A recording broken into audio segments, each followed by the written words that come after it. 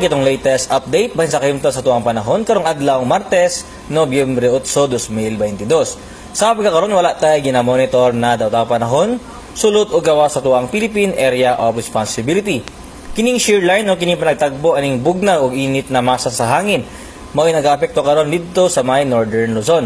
Samtang kining easterly so kining init na hangin nagikan sa dagat Pasipiko mao'y nagapasulabi sa nabiling bahin sa atuang nasod.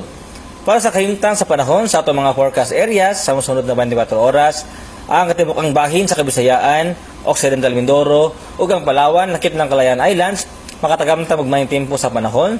Upasulabi atong haring adlaw, apan aduna lang gihapoy mga kagayunan sa mga paguwan, pagpangilat ug pagpanugdog, mugna aning easterlies o kining mga localized thunderstorms.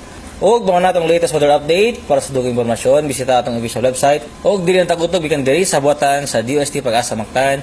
Si Mark Gales, daghang salamat og magamping tang tanan.